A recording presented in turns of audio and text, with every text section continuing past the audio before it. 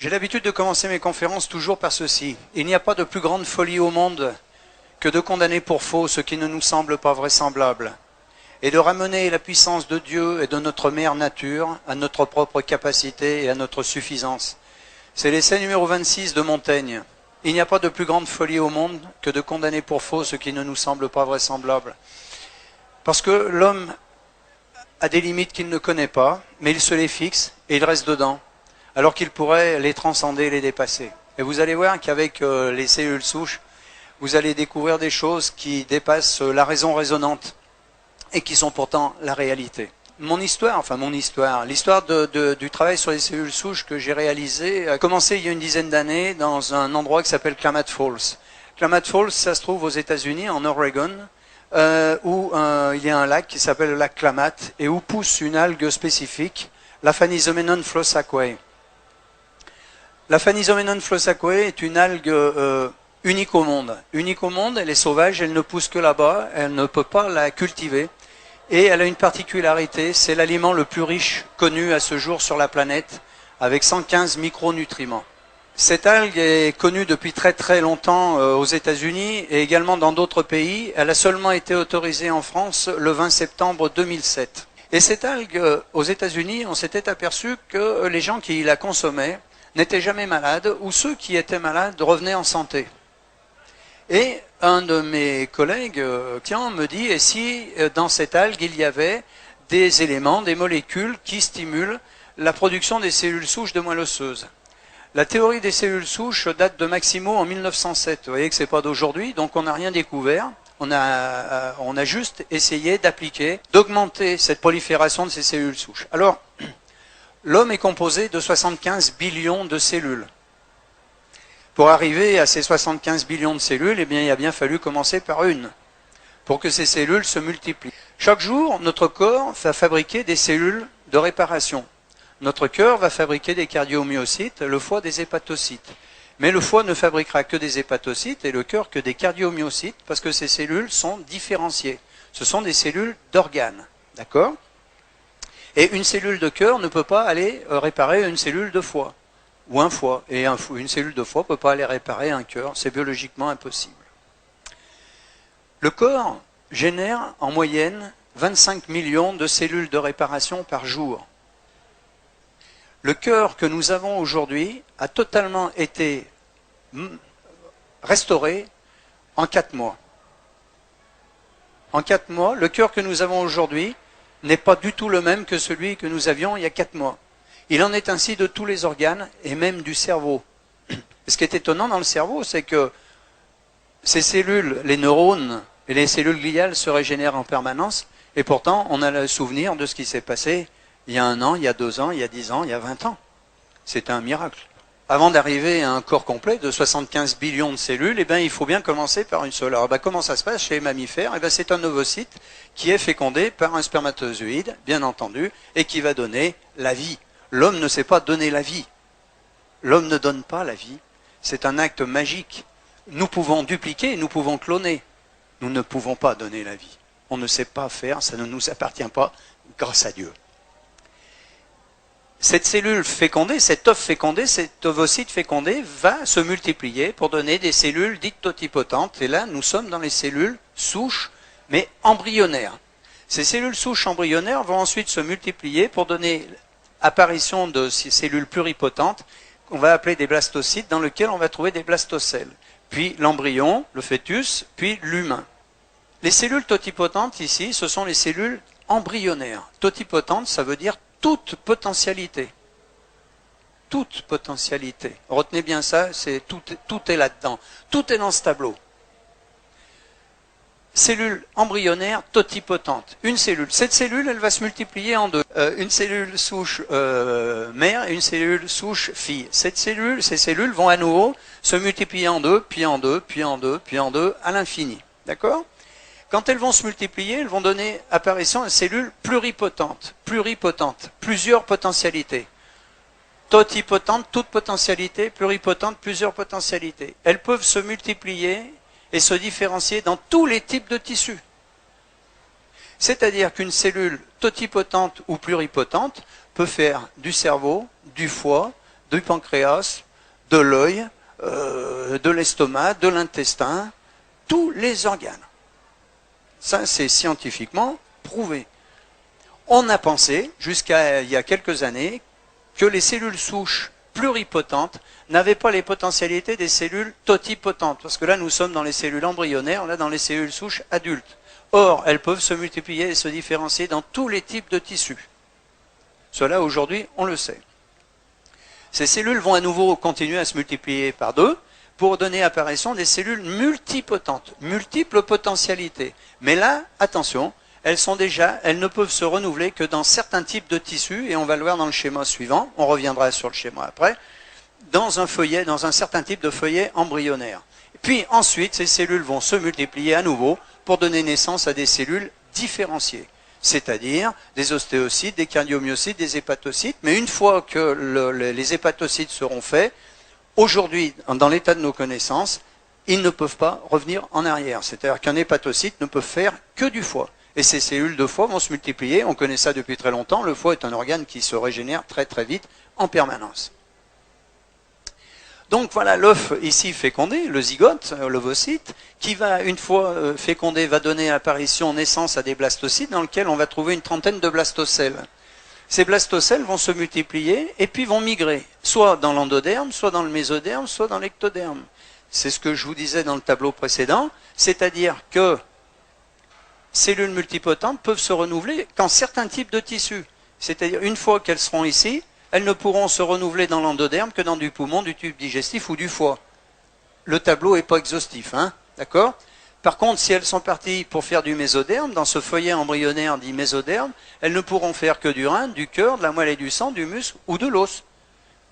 Mais la même, elle peut faire de l'os ou du rein ou du muscle ou du cœur. D'accord? Si elle est partie là, elle fera du tube digestif ou du poumon ou du foie. Mais une fois qu'elle est partie ici, elle ne peut plus être là. Hein. Et si elle part dans l'ectoderme, elle fera de la peau, du cerveau ou des nerfs. D'accord?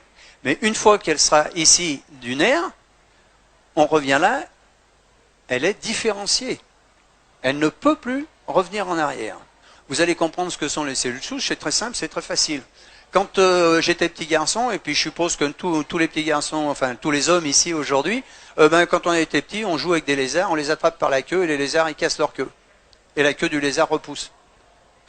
Cellules souches qui font repousser la queue du lézard. Donc vous avez vu, on va revenir, hein, mais c'est simple. Cellules souches ici, totipotentes embryonnaires, cellules souches pluripotentes, ce qu'on va appeler adultes, cellules souches adultes, que l'on va trouver beaucoup dans la moelle osseuse, mais également dans le cerveau. Mais il est plus facile de travailler sur de la moelle osseuse que de travailler sur du cerveau. Imaginons, et ça c'est fait, bien entendu, que ces cellules souches de moelle osseuse, on vienne les prélever avec une seringue, on les cultive, on les multiplie dans des boîtes de, ce qu'on appelle les boîtes de pétri, on les nourrit, on les fait se multiplier, et une fois qu'elles sont multipliées par milliers, par millions, on va les réinjecter dans l'organe qui est malade, et ces cellules souches de moelle osseuse que l'on a prélevées, qu'on va réinjecter dans le cœur, vont faire du cœur. Mais si on les avait réinjectées dans le foie, elles auraient fait du foie. Au bout de quelques jours, et vous allez voir des photos dans quelques instants, des vraies photos, eh bien au bout de quelques jours, le cœur est entièrement reconstitué. Vous voyez qu'il n'y a même pas de traces de cicatrice, il n'y a pas de nécrose au niveau du cœur. Si ça avait été dans le foie, elle aurait fait du foie, réparer complètement le foie. Alors, les petits points bleus ici, ce sont les cellules souches qui, naturellement, tous les jours, nous en relarguons environ 3 millions de cellules souches de moelle osseuse. Hein, environ 3 millions. Tous ici, c'est une moyenne. Et ces cellules souches, de manière naturelle, migrent à travers l'os et vont circuler dans la circulation sanguine. Il faut 36 heures à une cellule souche pour qu'elle fasse le tour complet du corps humain. 36 heures. Alors imaginons que ce petit point bleu ici, ce sont des cellules souches qui circulent, hein, ça c'est des veines, des artères, et puis elles partent ici. Et elles arrivent dans le foie. Et ici, vous voyez dans le foie, injury. Injury, c'est un stress. Il y a un problème au foie. Eh bien, qu'est-ce qui va se passer? Le foie, lorsqu'il a un problème, quel que soit l'organe, il va générer des signaux de détresse, qu'on appelle des cytokines. Imaginons qu'il y ait le feu ici, qu'est-ce qu'on va faire? On fait le 18. Ben, on ne fait que reproduire ce que fait la nature. Le foie, il fait le 18. Les cytokines vont appeler au secours. Donc, les cellules souches sont les pompiers, elles arrivent ici. Elles arrivent ici et elles vont réparer le foie, parce que le foie a appelé. Mais elles ne vont pas réparer ça comme ça par hasard. Et là, je vais vous montrer un tout petit morceau de film. Regardez-le bien, c'est assez impressionnant. Vous avez ici une cellule souche et ici ce qu'on appelle une cellule d'adhérence. Parce que les cytokines, ce sont ces signaux de détresse. Mais la cellule souche, quand elle va passer, elle va passer. Et comment elle va faire pour faire du foie? Eh bien, il faut qu'il y ait une cellule, ce qu'on appelle les cellules d'adhérence, qui vont les coopter. Et regardez bien ce qui va se passer. Ça, c'est une cellule souche. Ça, c'est une cellule d'adhérence. Regardez bien, ça dure pas longtemps, mais c'est très très chouette. For the brain from embryonic stem cells. And it turns out that we're able to do this. And that these neural stem cells, as we call them. La cellule d'adhérence va chercher la cellule souche et lui dit, viens ici et toi, tu vas faire du foie, si c'est un problème de foie, ou du cœur, si c'est un problème de cœur. Ce film a été fait par l'université d'Édimbourg. C'est pas moi qui l'ai réalisé, mais je trouve que le petit morceau, bon, tout le reste, c'est très très chouette, mais celui-là est particulièrement beau. Donc cette cellule, ici, elle va passer, elle va arriver là parce qu'il y a eu des signaux de détresse des cytokines, et au moment où elle va passer là, il y a une cellule d'adhérence qui va la coopter, et pour dire, toi tu restes là, tu fais du foie. Et puis, il y en a beaucoup qui arrivent, et puis elles ressortent, soit parce que le problème est réglé, soit parce qu'il n'y a pas suffisamment à ce moment-là de cellules d'adhérence, donc elles vont refaire un tour. Et puis elle ressort, et puis elle vient ici. Et là, on s'aperçoit qu'il y a un problème sur le derme. Eh bien, exactement la même chose, cytokine, cellule d'adhérence, et celle qui était ici, qui est ressortie, qui n'a pas fait du foie, elle va faire du derme. Et si au lieu de venir ici, elle était partie là, eh bien, vous voyez, de l'intestin, cytokine, cellule d'adhérence, et elle va faire de l'intestin. Celle, quand elle est ici, elle ne sait pas si elle va faire du foie, de l'intestin ou du derme. Elle peut tout faire. Pluripotente. C'est merveilleux. C'est merveilleux. Donc nous avons, chaque jour, 3 millions de cellules souches que nous libérons et qui sont capables de nous réparer. Lorsque l'on se blesse, je prends la main, c'est plus facile pour moi pour vous montrer, on se blesse à la main, eh bien vous savez qu'au bout il va y avoir du sang, et puis ça va coaguler, il va y avoir une croûte, et quand la croûte tombe, c'est réparé. Eh bien il y a des cellules souches évidemment de l'épiderme, et du derme si c'est profond, de l'épiderme en surface, qui sont venues réparer, mais également des cellules souches de moelle osseuse. Ah, c'est bien, vous dites ça, mais vous pouvez le prouver. Eh bien c'était tout le but du travail, c'était de prouver que c'était bien des cellules souches. Alors comment on fait? Eh bien c'est très simple. Alors un petit schéma ici, pour vous rappeler, si on parle bien de moelle osseuse, pas de moelle épinière, les cellules souches de moelle osseuse migrent à travers l'os, et ces cellules souches peuvent faire du muscle squelettique, des cellules épithéliales, des neurones, des cellules gliales, du muscle cardiaque, de la graisse, des globules rouges, des globules blancs, du cerveau, du foie, etc. Les mêmes. Les mêmes. Nous étions convaincus de ça, mais il fallait le démontrer. Donc nous avons demandé au professeur Orlik, vous voyez Orlik ici, le professeur Orlik, il travaille à l'université dans l'Illinois, et on lui a demandé, parce qu'il ne faut pas être à la fois juge et partie, il faut demander à l'extérieur, monsieur le professeur, est-ce que vous pouvez prouver que ce que l'on dit est vrai? Donc il a fait les essais. Alors qu'est-ce qu'il a fait? Eh bien il a provoqué une centaine d'infarctus du myocarde sur des souris. À ce moment-là, le professeur Orlik sépare ces 100 souris en 2 lots de 50. Il les remet dans leur cage, et dans les premières, il les remet dans leur cage et il leur donne à manger de la nourriture comme d'habitude. Et on s'aperçoit que 27 jours après, du groupe contrôle, il y a une scarification terrible au niveau du muscle ventriculaire, vous voyez en bleu ici, une toute petite reconstruction en rouge sur uniquement 17% de survivants. D'accord? Infarctus du myocarde, et on les laisse se débrouiller, on ne change rien au régime alimentaire.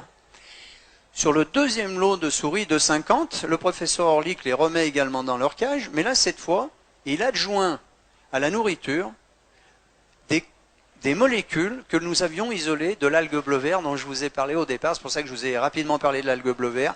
Nous isolons 2 molécules et on la rajoute à la nourriture. Et qu'est-ce qui se passe quand on rajoute ces 2 molécules à la nourriture? 27 jours après, du groupe contrôle, Orlik, renouvellement total du muscle ventriculaire. Vous voyez, aucune scission, la cicatrice a complètement disparu. Ce sont des vraies photos, ça, hein, c'est pas des photos de montage.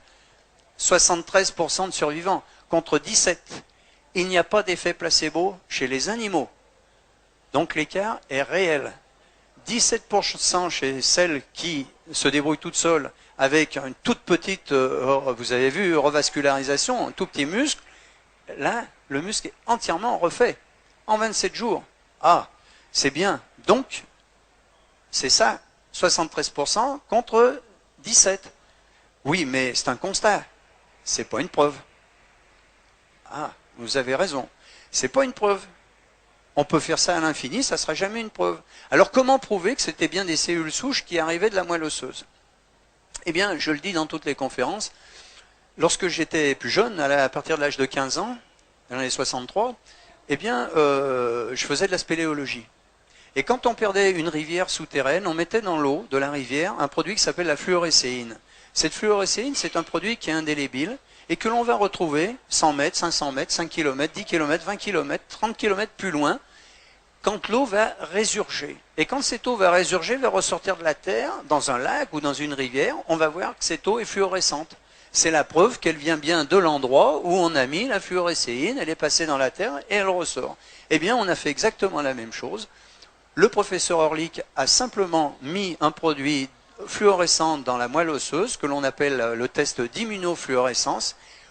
On provoque un infarctus du myocarde, ou peu importe l'accident, et à ce moment-là, on attend, et on regarde ce qui se passe, et 36 heures après, alors bon, ça c'est un dessin bien entendu, le cœur humain, il y a un infarctus du myocarde, et 36 heures après, qu'est-ce qu'on s'aperçoit?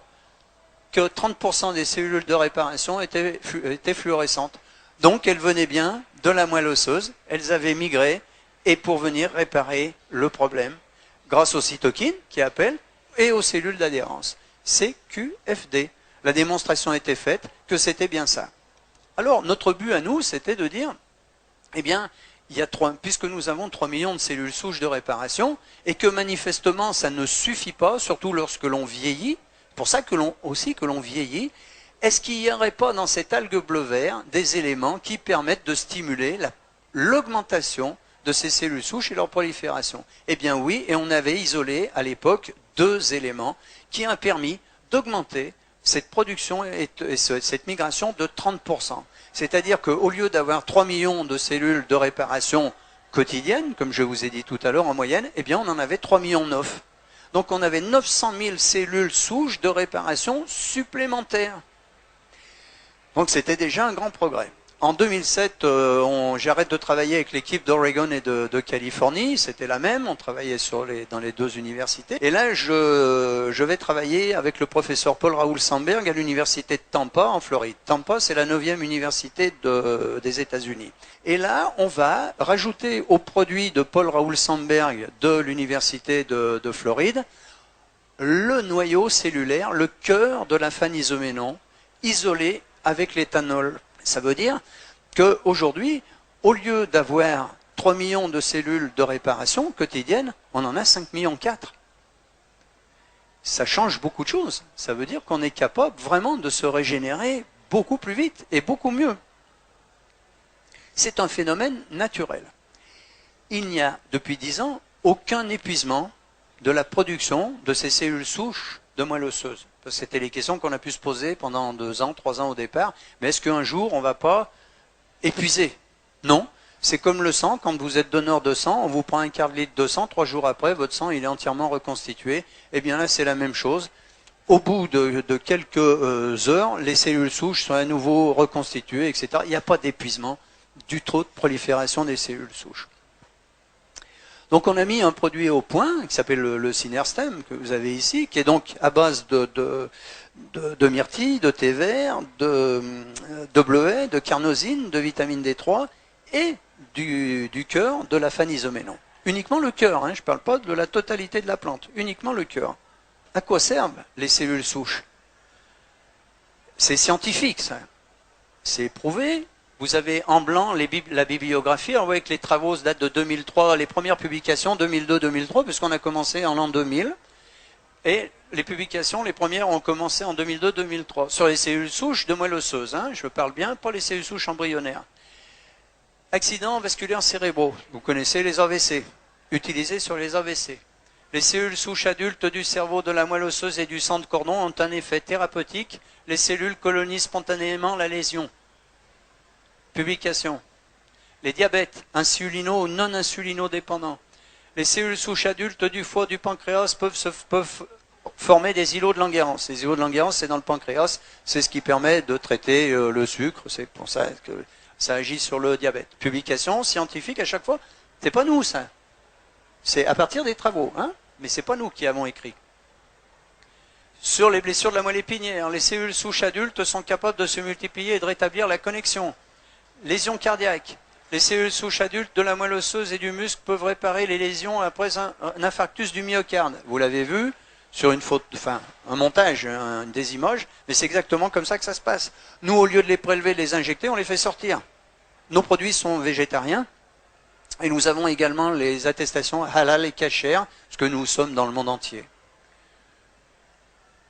Sur la maladie de Parkinson, Alzheimer, sclérose en plaques, sclérose latérale amyotrophique, fibromyalgie, amyotrophie spinale infantile. Les cellules souches adultes du cerveau peuvent former tous les types de neurones, migrer dans le cerveau pour réparer les lésions et prévenir la perte de neurones.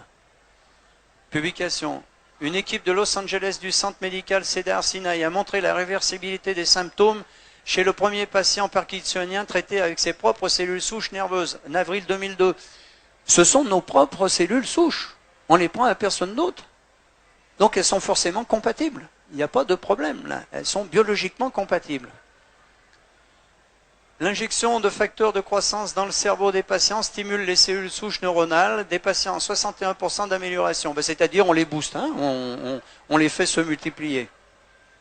Sclérose multiple, maladie de Crohn et lupus. Les cellules de la moelle osseuse stoppent la progression et font diminuer les symptômes. Publication. Les cellules souches du sang périphérique génèrent des cellules de tous les feuillets primaires. Vous vous rappelez ? Endoderme, mésoderme, ectoderme, les trois feuillets.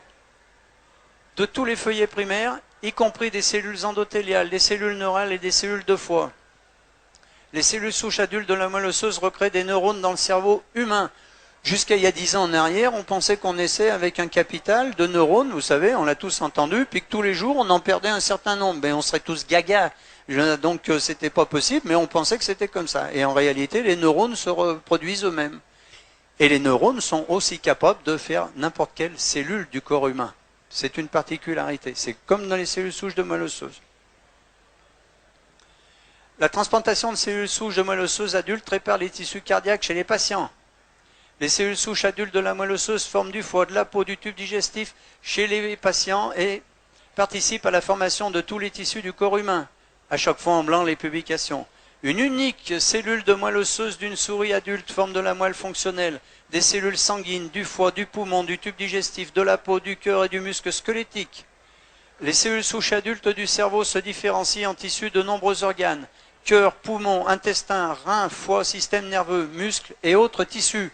J'insiste bien, le produit que nous avons mis au point, le Synerstem, qui est un produit naturel, végétarien, il ne guérit rien, il ne soigne rien. Il n'a aucune propriété thérapeutique. Vous avez bien compris que son seul rôle, c'est de stimuler la production de nos cellules souches et leur migration. Et que ce sont nos cellules souches qui nous réparent. D'accord ? J'insiste, c'est important. On ne prend pas de raccourci. Le produit ne guérit rien. Aujourd'hui, on sait que l'on peut augmenter la production et la prolifération des cellules souches de moelle osseuse de 80%, ce qui nous permet d'avoir, de presque pas tout à fait doubler, bientôt oui, mais pas encore, de doubler notre capacité d'auto-régénération. Alors, vous avez beaucoup de résultats positifs, mais vous avez aussi des échecs. Et ces échecs, c'est pourquoi ? Eh bien, il y a deux critères à ça. Et les échecs, on les a quantifiés. Sur toutes les pathologies confondues, 7%. Et 7%, c'est pas beaucoup, 7% d'échecs. Mais c'est 7% de trop. Mais on ne pourra jamais arriver à 100%. Et celui qui vous dirait ça sera un menteur. Et 7% d'échecs, pourquoi ? Deux critères. Un, des gens qui vont arrêter trop tôt. Nous avons eu une dame qui avait une sclérose en plaques depuis 15 ans. et qui, cette année, là, au salon à Paris, vient me voir avec ses béquilles en me disant « Monsieur Poignet, ça n'a pas marché. » Ah bon, c'est quoi une sclérose en plaques? Vous avez pris pendant combien de temps? 4 mois.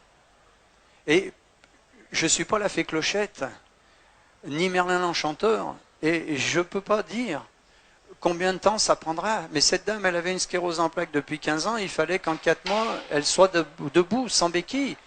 Mais je ne sais pas, peut-être qu'il fallait qu'elle fasse pendant 1 an. Et puis peut-être que ça n'aurait jamais marché.